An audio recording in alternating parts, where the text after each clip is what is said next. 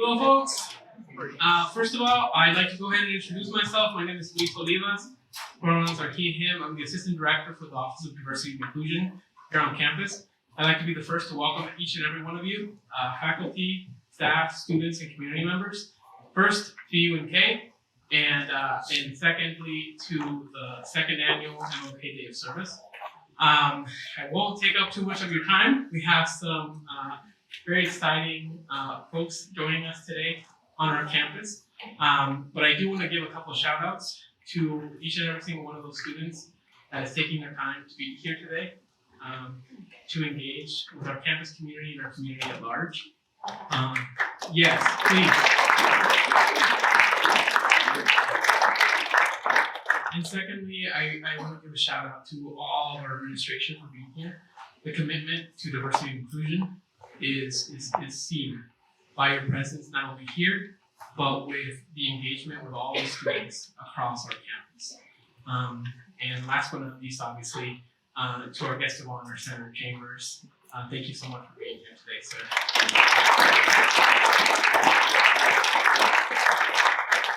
Please help me welcome both Chancellor Doug Christensen and Senator Ernie Chambers to the stage.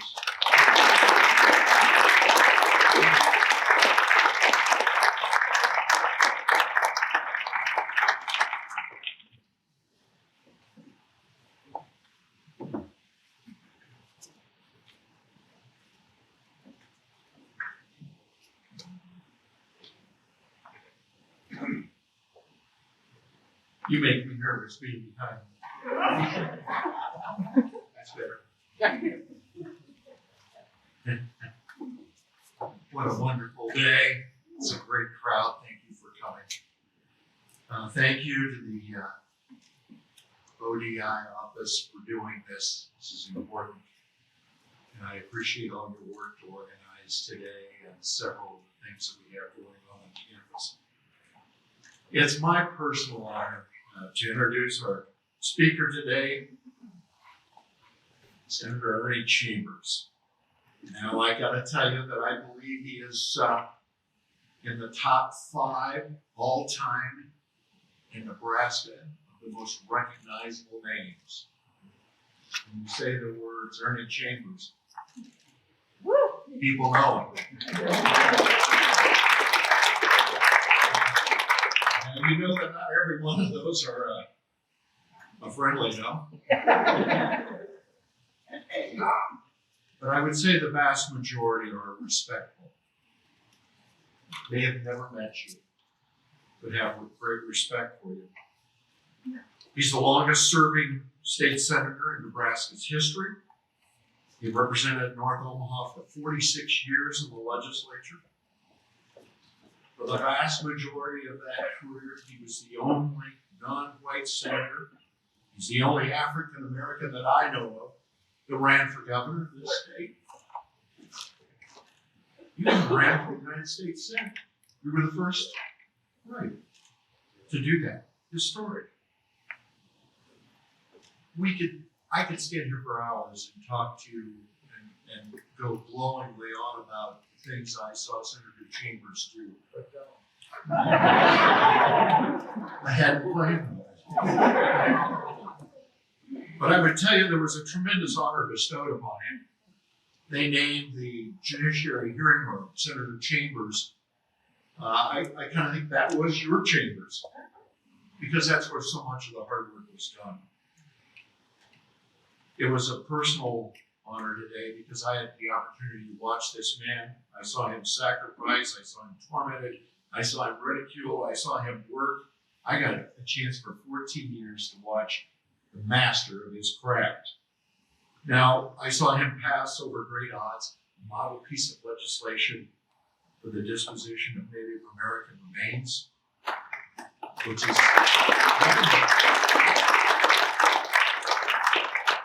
but I also saw him do something that most of you may not know. I saw him protect the integrity of the institution and the process of the legislature. He would help senators who were on the other side, who introduced just horrible legislation. He could have just taken his time and killed it. I'm going to take a little time, but yet he got it. but instead you took your time to help improve it and rewrite that legislation, much sometimes to the opposition of the people who it was helping. I saw Ernie on fire. I saw him as compassionate as anybody I've ever met in my life. I'm going to give you a couple of examples of that. He always had time for my family. He had time to pose for a picture with my children. He had time to talk to my parents. He wouldn't have to do that. And I thought I was special. I'm not special. He did that for me. He had the bigger picture in mind. I got to see his humor and wit. I'm glad that Cynthia Granberry's with us today. Cindy, thanks for being here. Now, my second point involves Cindy. We had a chance to go up on top of the solar to see the solar under construction. It had been a hard morning. Ernie Chambers was just beating the thunder. I don't know what over. I'm sure it was something trivial. I'm sure I was right if you were just making sure. But it was a tough morning. We got done. Most people thought we were probably going to go out in the hall and yell at each other. Instead, we hurried up and went up in the noon hour to go up to the top of the solar. We were renovating the solar, and Cindy was going to come with. And we popped out the top hatch to go climb up the rest of the scaffolding to get up and set up on the solar shoulder. Cindy decided that maybe that wasn't the best thing in her interest. She turns around, I'm right behind her, I turn around, I crack my nose on a scaffolding and it starts bleeding like, no, yeah. It's been 20 years and I've been waiting to hear that. But it's really windy up there, and so my nose stops bleeding. We go up there, our pictures taken, we come down, and we're in the elevator together, and cracking a few jokes. As soon as the door opens, who's there but the Omaha World Herald reporter? And my nose is now, it's not windy in that elevator, and I'm just bleeding. I have dry blood, and she looks at us, and she goes, "What happened?" Ernie does this. I said, "You cracked me a good one when I wasn't looking." And I think she believed it. It is my tremendous honor to introduce to you, I think, one of the best legislators the state of Nebraska has ever had, if not the best, in terms of respecting the institution and doing things. Senator Chambers, you are the everyman's champion in my mind, and it's our great honor to have you here this morning. Senator.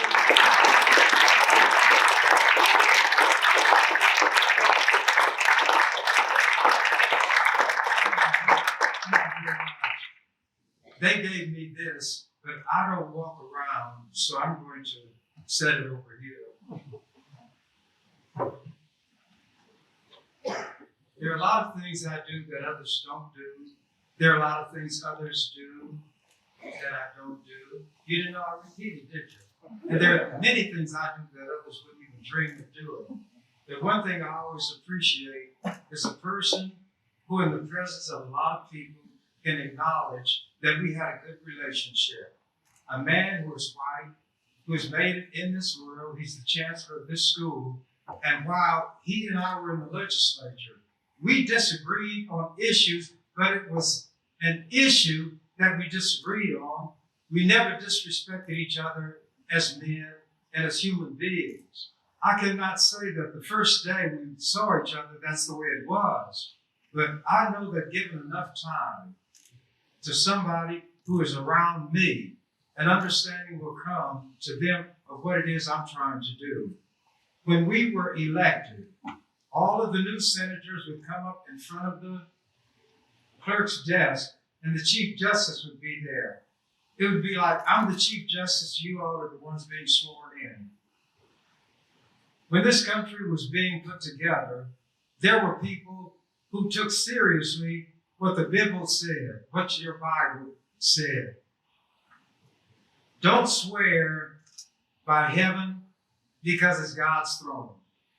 Don't swear by earth because it's his footstool. Don't swear by Jerusalem because it's the city of the king. On and on like that. I say to you, don't swear at all. Let your yea be yea, your nay be nay. Anything more from this is evil. And they call themselves Christians and put that book up there and that says, don't swear at all. Say, put your hand on the book and swear. And then they want to tell me they believe what Jesus said. They don't even know what Jesus said and don't care what Jesus said and certainly don't care about trying to do what he told them to do. But in the early days of this country, there were people who would not swear. So rather than disqualify a lot of qualified people, you were allowed to give an affirmation. So when oaths are given in this state now, there would be parentheses or affirm. I swear or affirm. And the only reason you have an oath is not that it's going to make you tell the truth. If you were a liar before you took it, you're a liar while you took it, you're a liar after you took it. But it gives a specific point in time after which, if you knowingly and intentionally and with the purpose of misleading, give a false statement in a formal proceeding of a certain kind, then you can be charged with a crime for not having told the truth. That's the only rule of an oath. It doesn't make anybody tell the truth. They could say, you swear to tell the truth, so help you Webster Dictionary, and it would all be the same. But I do not swear. I give the affirmation. I put my hand up. That's why they're putting theirs up for whatever reason. I'm putting my hand up in case, because I'm around all these corpses, a fly would have to come. I don't have as far to go to get the fly away from me. But at any rate, I told them when they would ask me why I did that, you all start by taking something. You take an oath. I came here not to take, but to give. So I'll start by giving my affirmation. And when I give that affirmation, I'm giving my word. And my word will bind me more than any oath will bind any Christian. So watch me and judge me not by the standard of your Bible, which you don't believe in, not by the standard of your Christianity, which allowed your people to burn individuals at the stake because they didn't say what you wanted them to say, not like your Thomas Jefferson, who presumed to own people like me and mine, ravish our women, abuse our children, sell us like cows, pigs, and chickens. And I don't want to be confused in any manner, in any forum, with those kind of people. Anybody who comes within the province of what a state senator's job is a person that I will help. My affirmation, without reservation, included that idea that although I'm elected by a district, my title is state senator, and anybody who lives, dwells, or passes through this state and is deprived of that to which he or she is entitled, if I'm able to do something to rectify that situation, that's what I'm going to do. And if I'm the only one doing it, that doesn't mean anything to me. I've been called some of everything negative that a human being can be called, and some things that are not applied to human beings. Because you see, a lot of those who walk on 2 feet and wear breeches or dresses don't see me as a human being. But I'm not doing what I do to get their approval. If they feel good, they give you a compliment. Those very same people, if they have a bad day, would spit on you and not give you a drink of water if you were dying of thirst on the desert. And people would ask me, how can you adopt that attitude with what they've done to black people and what they're doing to you now? I said, well, I do that for my sake. my mantra is what I derived from the greatest thinker / philosopher ever produced by this country, Popeye the Sailor Man. That mantra is, I am what I am, and that's all that I am. And I could add, but it's a lot more than anybody else wearing shoe leather and walking around on this earth, because I mean what I say.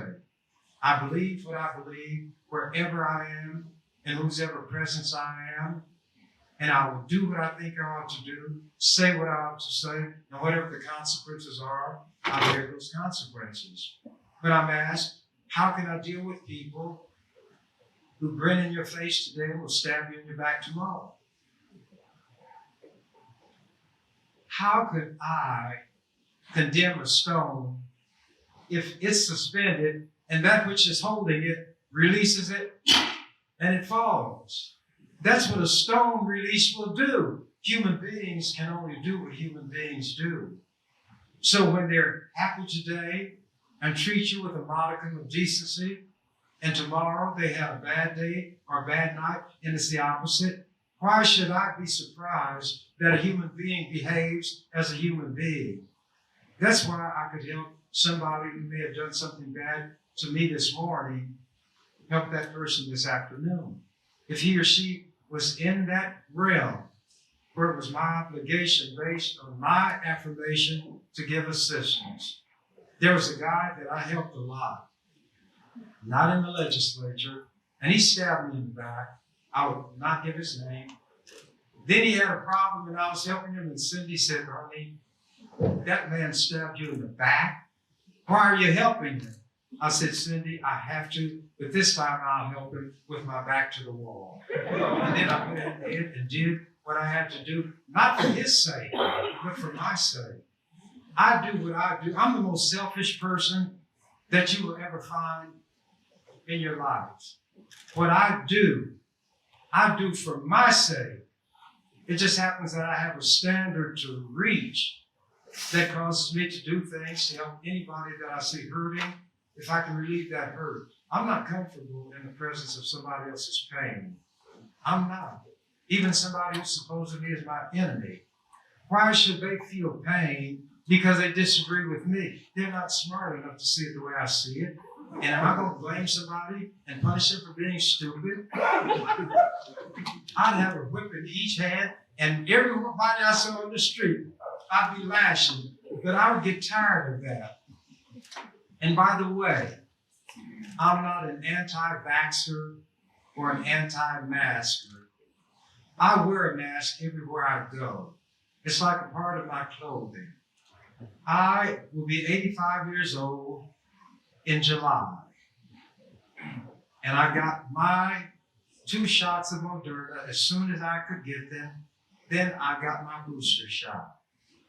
I follow what is presented by those who studied and have expertise. So the scientists and the doctors I follow, not Donald Trump or these simple-minded people who see deep government, dark government, or whatever they call it, and these mystical things that they talk about. I say, in the old days, I would be rich, because when I was growing up, they said, if you can show the people who pick, they call it the crazy house. If you can find people who go to the crazy house, you get $25 for every one of them you turn in. And I was saying, when I see all these crazy people, if that was true, I'd be a billionaire. I could learn Long George Soros or one of those guys if you needed it.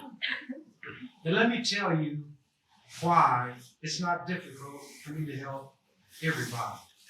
And let me give you an example. There was a farmer in Nebraska named Arthur Kirk. He was notorious for being a member of the so-called Posse Comitatus at that time, and they had other names for these far right-wing groups. He was known to be a white supremacist, and their cardinal tenet was to hate black people. Well, he owed a banker some money. Debts are civil matters, not criminal. Police, law enforcement have no role to play. This man said he was not going to accept some papers or something, so they got the sheriff. And the sheriff came out there armed. And then they called the state patrol. I'm leaving a lot of it out to get to the bad part. They surrounded that man's property. They wouldn't let his family come to talk to him. They had a fixed-wing aircraft that was flying over his house, and it wound up with him being shot dead in his yard. And the state patrol, as the law enforcement people will say, he shot first. I don't take the word of anybody in law enforcement. I don't take the word of anybody in law enforcement. If that person can show me he or she is telling the truth, fine. But because of the history that they have, I can't trust them. The Supreme Court said that they can lie when they're questioning somebody. So they've been given license to lie, even though they learned how to do that and would do it before the Supreme Court said they could. What the state patrol had done was to lay out a long table, and they put all kind of rifles and other weapons on that table. They had buckets of ammunition, and they photographed it. And the World Herald ran the photograph. And that would show the people, shallow as white Americans are. Don't get mad if I say white American. If the shoe fits, wear it. If it doesn't, leave it alone. I make hats. If I throw it out there and it fits your head, I don't know it unless you put it on your big head or little head, as the case may be. Don't give yourself away and then get angry because you gave yourself away. I didn't trust him. So I went out to the place where the man lived. And I'd been in the Army, not because I'm a patriot, not because I'm a flag waver, but it was an unpleasant duty that I had to discharge, and I wanted to get it out of the way. So when I started going to law school, I wouldn't be drafted. And I got an honorable discharge, and I also got a commendation. And anybody who wanted to contact me, I'd send them a copy of it. This man has written, he's a commanding officer, that when around this company, they know when Private Chambers does something, he does it to the best of his ability and on and on. And in the military, that's a splendid attitude. Well, one of the things I did, I was in much better shape then than I am now, a bit younger.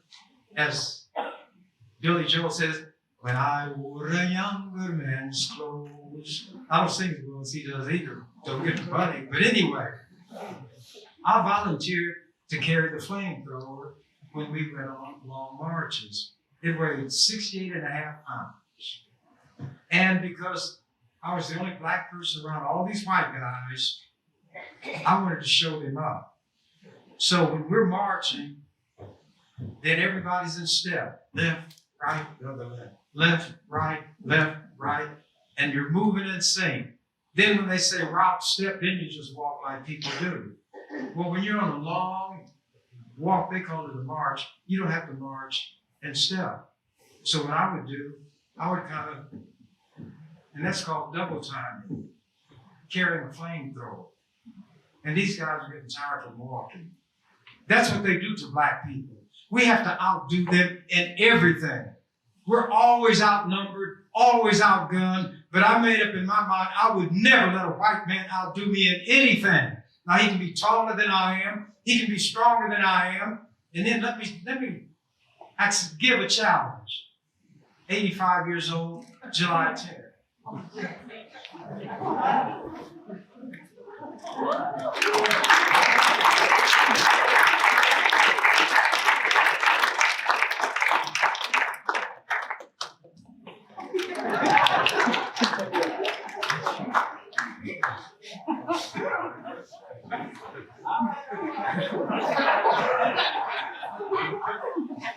Did you hear somebody say all right? This passage. You know why I do that? People think when you get a certain age, you have to behave in a certain way. That's my signature move. Because sometimes there are people in audiences who get angry. And before any of them run up on the stage after me, I want them to know that if they get here, there'll be something waiting. And I studied a few practices, I will call it, where you know how to use a person's momentum against him. You know how to take care of yourself without carrying a weapon, and I don't think I'm tough. I don't think I'm fearsome, but I'm also not fearful. And I'm not going to let anybody walk over me. I don't care how big or anything else. But here's something that I was going to say, and I wanted to let you see that by doing that, I'm not just one of these people who lives up in the sky hoping. When I was little, my parents taught me to respect teachers, all adults. But they didn't teach me, didn't warn me that my teacher would make fun of me. In a class of little white children, I was the only black child. They had a little story that they called the delightful story, Little Black Sambo. The picture was a caricature. The way I look at it and see it in my mind's eye now, a black blob with big white lips, the red lips, big white eyes like saucers with dots on them, 1,000 little things sticking off the head with ribbons on them, wearing outlandish clothing. And when the little white children laughed, as little children will do, I didn't laugh because it was supposed to be me, and the little white children knew it because they looked at me and laughed. Before that was read, a child, in those days, you could buy milk, and they bring milk in these little plastic or wax-covered cartons, and at 10 in the morning or 2 in the afternoon, anywhere break time, those who paid for the milk and could afford it, that was the wrong thing to do because you set aside those whose families can afford it and those who cannot. So while those who didn't have the money to pay for the milk sat there and watched the kids whose parents did buy milk would sit there and drink their milk. But sometimes a kid might be drinking milk and spill it, and they'd laugh, and the teacher say, we don't laugh at each other. Maybe walking down the aisle between the desks and stumble and drop a book, laugh. We don't laugh at each other. And that's good. That's teaching manners. I was taught similar things at home by my parents. Then when they got to Little Black Sambo, and they laughed. In those days, there was no air conditioning. There were no fans. They didn't always open the windows because flies would come in, but it was very hot. But that day, I wasn't sweating from the heat. I was sitting at my desk, and I could feel sweat trickling down my back, my spine. And it must have dried because I began to itch, but I wouldn't scratch. I wouldn't move. I tried to breathe without showing that I was breathing. And maybe that is a survival instinct that nature puts in all of her children, whether they have 4 feet or 2. Be still, blend in with the background, make no noise, and the predator may walk by and leave you unscathed. But this day, however many children there were, that's how many little predators there were. But believe it or not, I didn't blame them. Kids have laughed at other kids, and that's what they do. It just happened that they were laughing at me, and I had no help. I'm waiting for the teacher to say, no, wait, we don't laugh at each other. But she didn't say it. So I'm not part of the each other. White people teach us the distinction between white and black. And believe it or not, I didn't come to hate those children. I don't know what the attitude I had toward the teacher was then, but I felt that I was not being treated fairly because she let them laugh at me and wouldn't let us laugh at the little white kids. And here's where my parents let me down. They taught me to respect all adults, especially my teachers, because they would tell me things that I needed to know. But where they let me down is that they didn't warn me that this one they taught me to respect was going to make fun of me, cause me to be laughed at. And at 85 years old, I remember that like it was yesterday. And you would have to go through what I went through to know what I felt. if they hadn't treated that child the way they treated him, when he didn't know how to fight, when he couldn't fight, and the one doing this to him knew that he couldn't fight. If that child hadn't been mistreated in that classroom, maybe they wouldn't have had to deal with the black man they dealt with in the legislature and every other place that I came in contact with white people, including the White House, where I ran Jimmy Carter out of his own White House by asking him a question and making some comments that a person should not have made. But after I made the comments, and I'm not going to expand on everything because it would take too much time, the first in the World Herald, in the Washington Bureau, had written that a lot of people in Nebraska got upset because Senator Chambers embarrassed the president.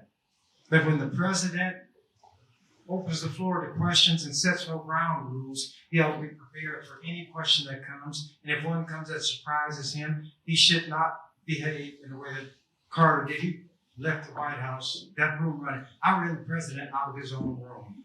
And at some point, if somebody wants to hear the whole story, I'll tell them. I'm just trying to give examples to make a point here today. What your people did, let me back up. They're my people too. Why do I say that? There are some things I learned when I was a child in church that meant something to me. I remember that story of Cain and Abel.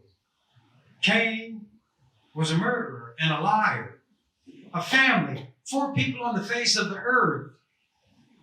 And one was a murderer and a liar. A murderer in the first family. So when Cain killed Abel, God, it said the voice of God was walking through the garden. I don't know how that happened, but God can do anything. He said, Cain, where's thy brother? And Cain asked that question. Am I my brother's keeper? And I won't go through all the other stuff. But that stayed with me. Am I my brother's keeper? God didn't answer it. Nothing else in the Bible answered it.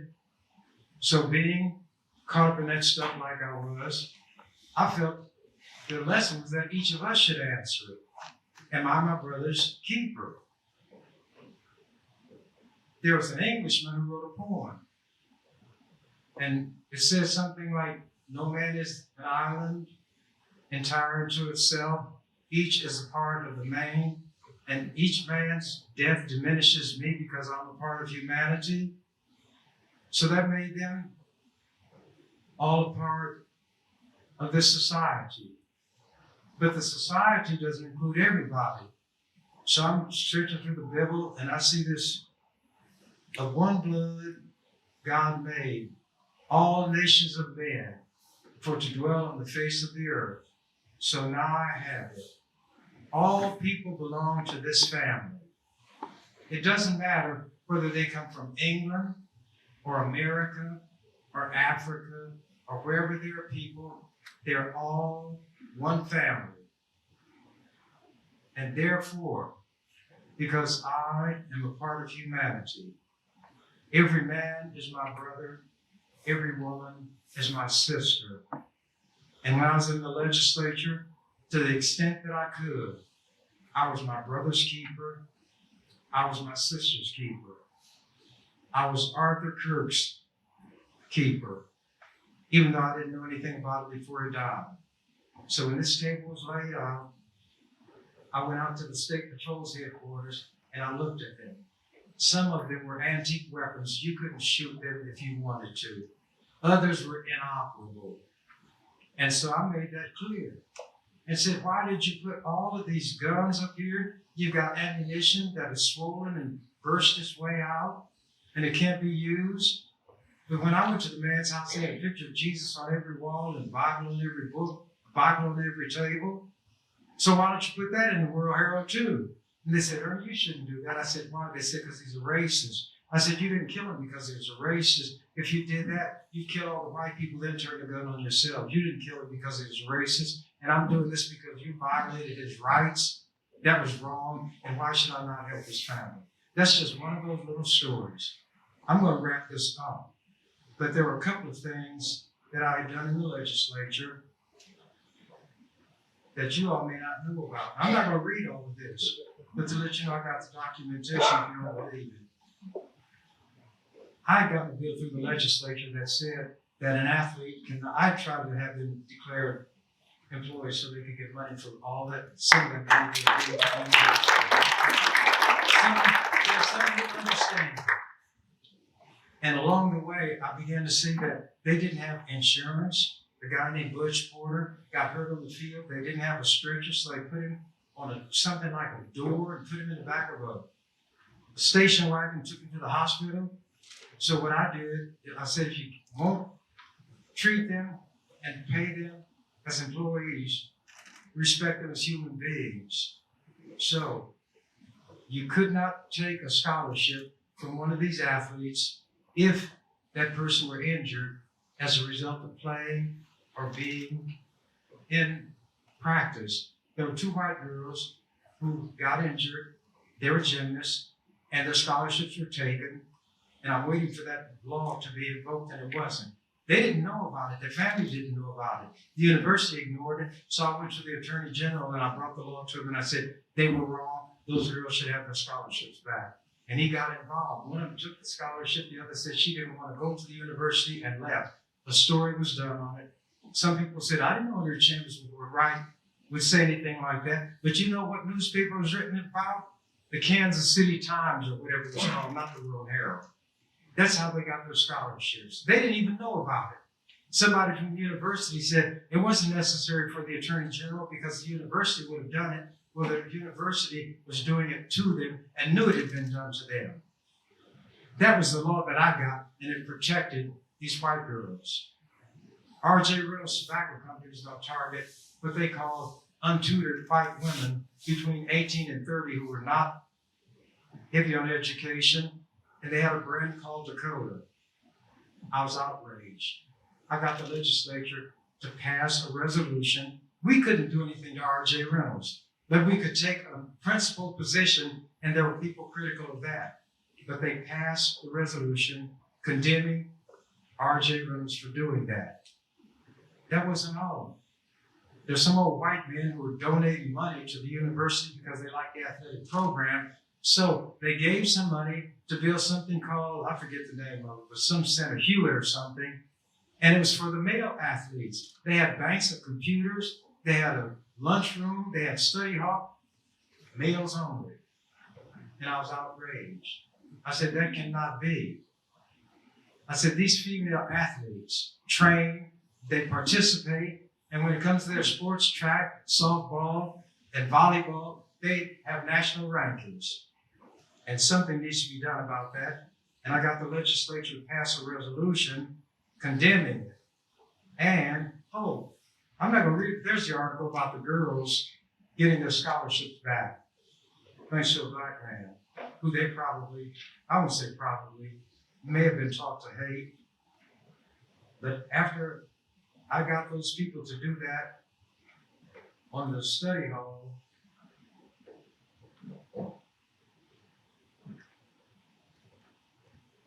you shouldn't come up here if you can't find what you're looking for.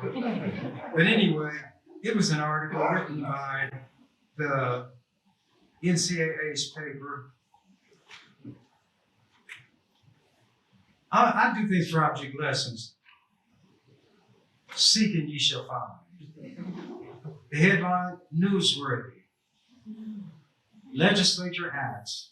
The Nebraska legislature adopted a resolution strongly disapproving of a male athlete-only training table and study hall at the University of Nebraska-Lincoln. Senator Ernie Chambers of Omaha sponsored the resolution adopted on a 27-1 vote. The resolution called on the university to end the policy immediately. Then it goes on to other things. This is gender-based discrimination, Chambers said. We bar women from the facility when it is open to any potential recruit and his family. Chambers said Nebraska women athletes have demonstrated excellence with national rankings in softball, track, and volleyball and deserve more than poor quality, greasy fare available in dormitory dining halls. The athletic programs are a microcosm of the university community, and reflect the values of the university. Why didn't some white person do that? Why didn't some white person, instead of taking the scholarship from these white women who probably would hate me, maybe not, instead of taking it, would have stood up for them and said, if you're the ocean, this far shall you come and no farther. You hit the seashore, now go back where you came from. Give these women what they're entitled to. No way. Now, sitting at that table was a black woman. Her name is Cynthia Granberry. She was my legislative aide. And she told me that she saw where, when it came to the pension program in Nebraska, there were women employees, male employees. The women paid the same amount of their salary based on their pay grade that the men paid. But when time came for a payout, they got less. I said, no, you got to be mistaken. She said, no, that's what it is. If Mr. So-and-so makes $1,500 a month and Ms. So-and-so makes $1,500, they pay the same amount from their salary into that fund. But when they draw it out, Ms. gets less than Mr. I said, I got to check this out. And lo and behold, it was correct. And I brought a bill so that it couldn't be done that way anymore. The determination would be made strictly on the basis of the person's pay grade, contribution, and so forth. There were senators who opposed it because there's discrimination and male chauvinism in the insurance industry. Their rationale was that women, on the whole, live more years than the men. So if you pay them the same amount as you pay the men, the women are going to withdraw more money because they live more years. And to me, that's the rules of the game. But you all aren't going to have this rule. So I brought a bill. And the man who became the mayor of Lincoln, Chris Biden, opposed it. He said, actuarially, this makes sense. I said, but when it comes to justice, it makes no sense.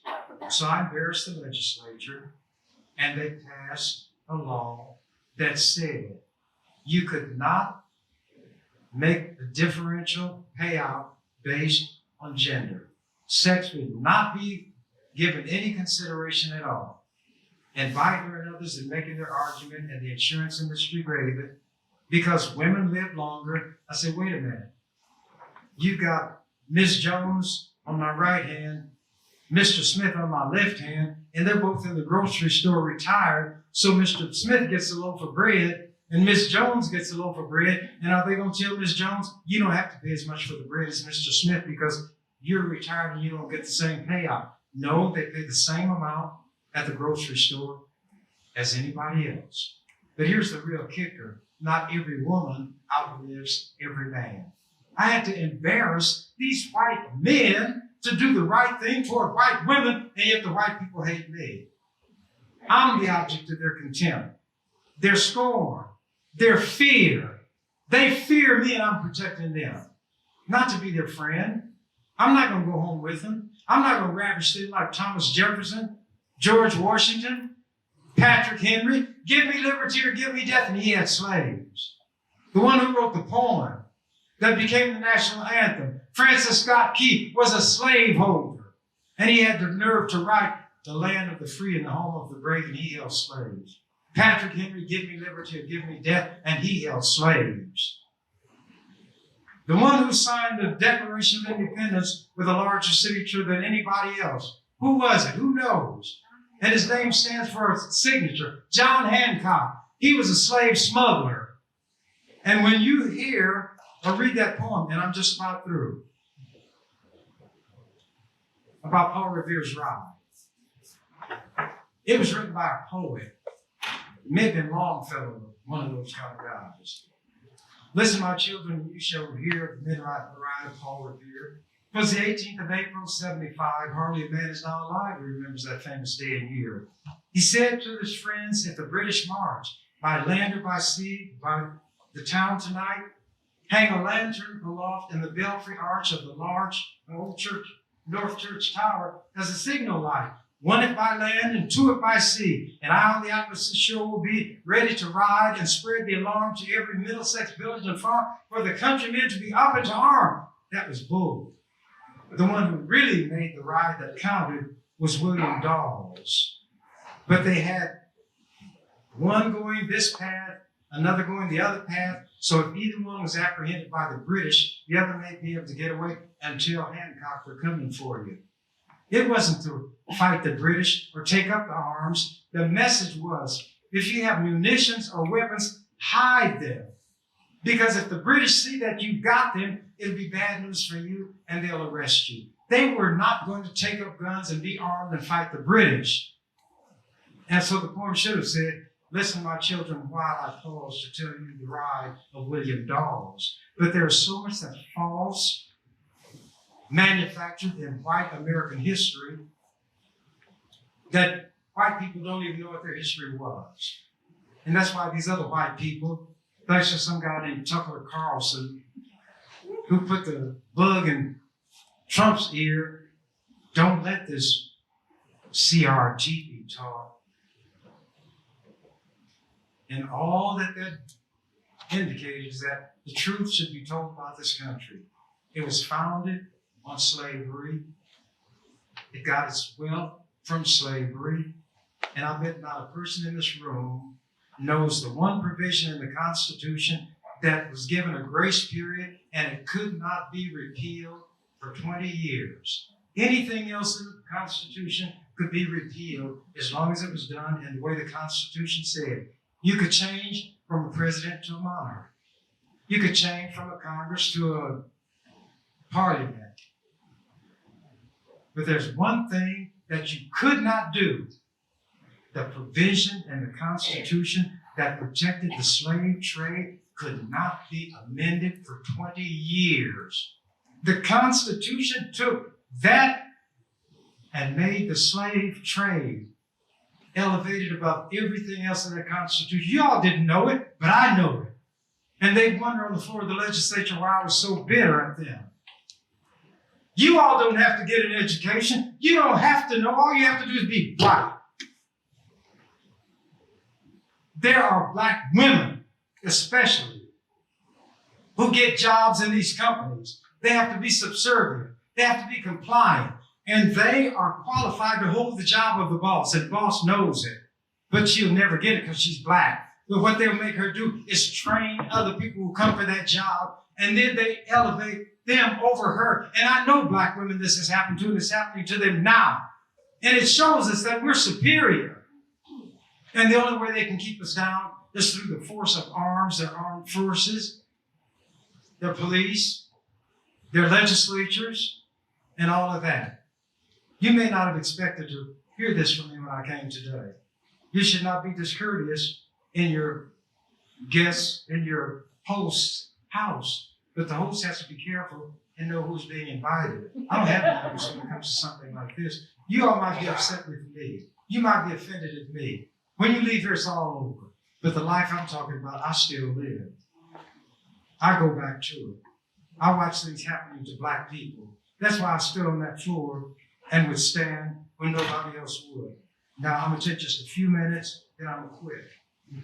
But while I'm looking for this particular item, I want to tell you, they used to have a practice down in Lincoln where they would bring these kids, the ones who would bring them were the American Legion, and they would let the boys, they'd have boys state and girls state, and the boys could wear clothes and the girls had to wear beanies, these little funny hats.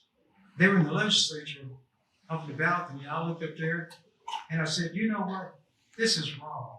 This is an example of what shouldn't be. Look at those boys. They're dressed like they could go get a job somewhere. But what girl up there wearing a beanie could go anywhere and get anything other than mockery and be laughed at? And you know what those girls did? And then they had to call for order. No more beanies for the girls. They refused to wear them, and the American Legion stopped requiring it. Why would they even require it anyway? Did they not have daughters? And if they didn't have daughters, they all had a mama. Jesus, whom they worship. What role did any man play in bringing Jesus into the world? What man had any role to play in bringing Jesus into the world? It was all done by and through a woman, and you walk on him like Jesus supposedly walked on water. Why should I get offended?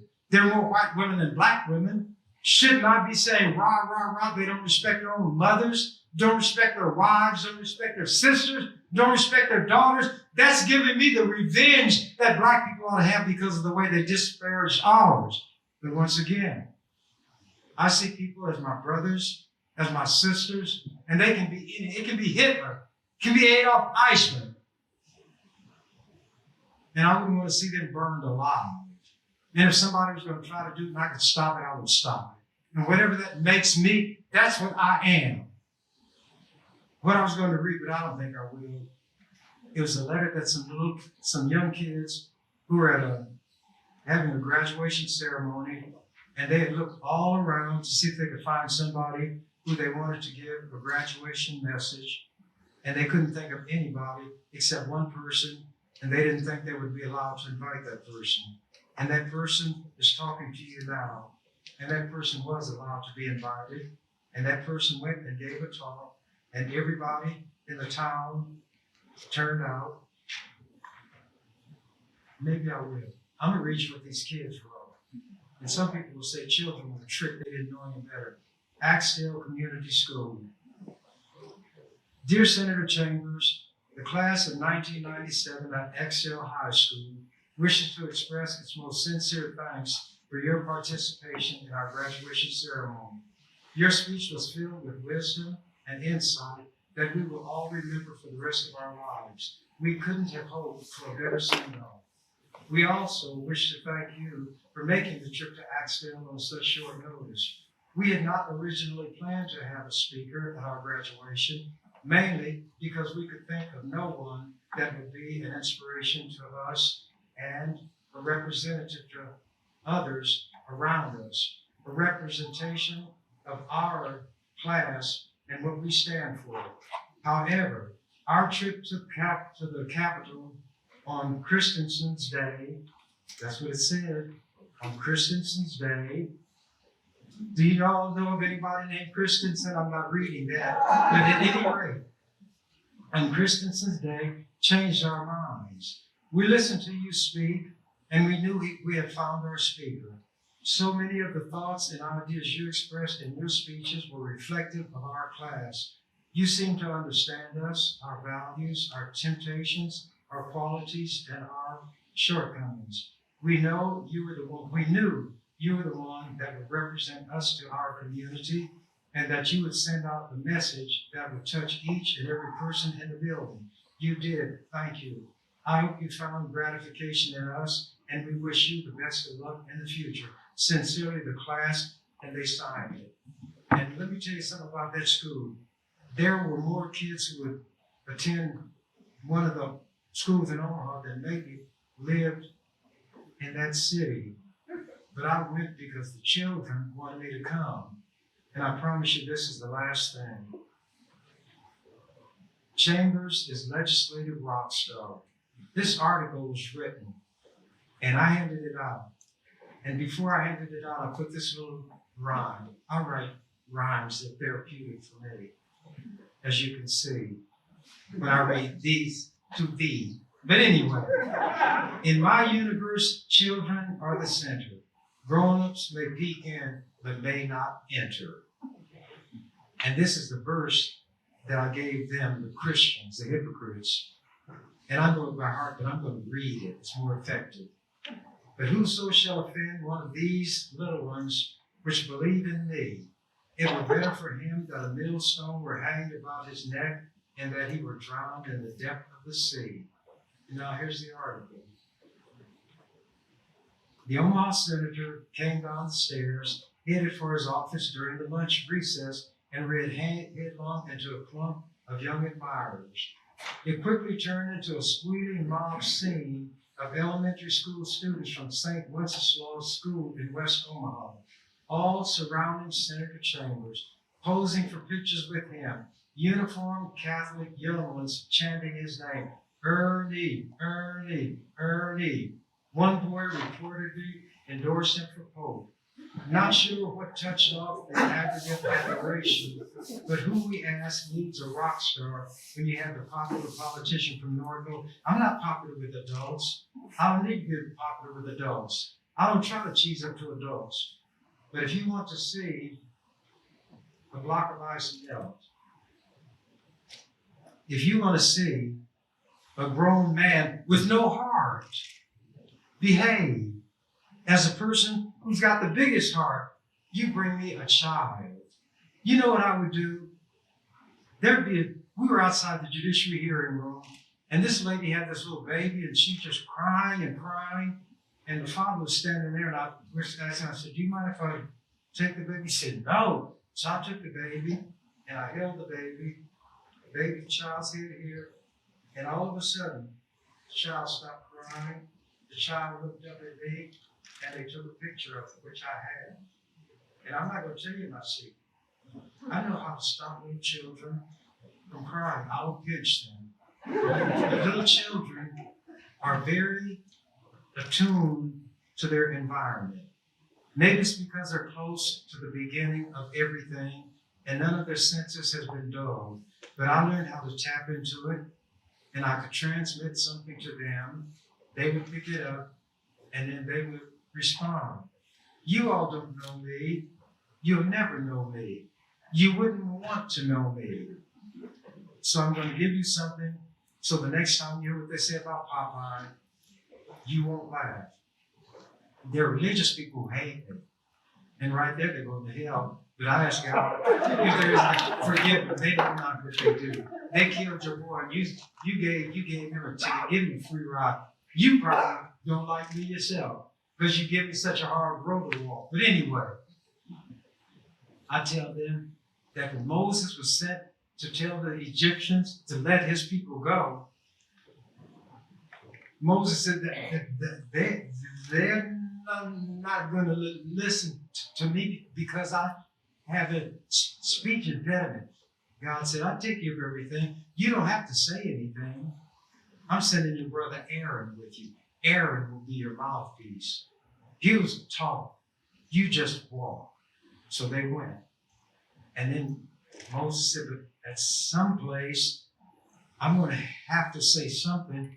So if they ask me, who sent me here? What should I tell them? He said, you tell them I am sent you.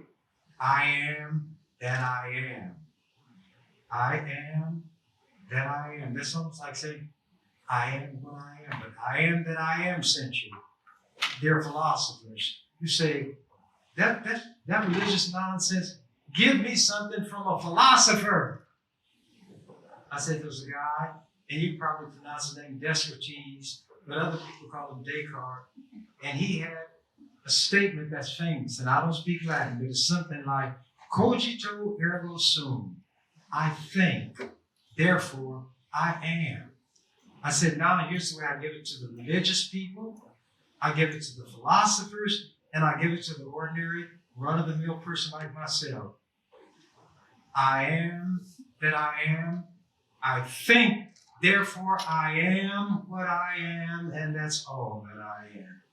That's it.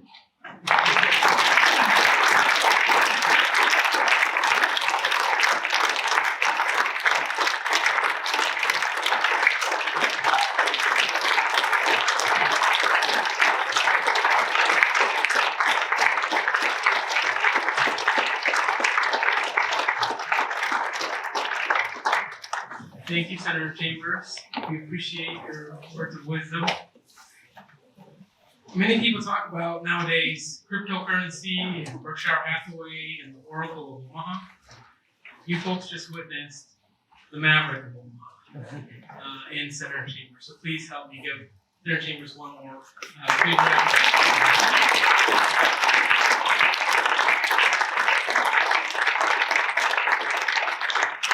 The focus of today's day is service.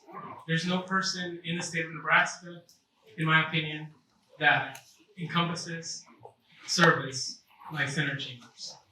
And to lead off, I'd like to ask, and this isn't part of the schedule, but I'd like to ask both Senator Chambers and Chancellor Christensen, you can lead us off by starting to make care packages for our students.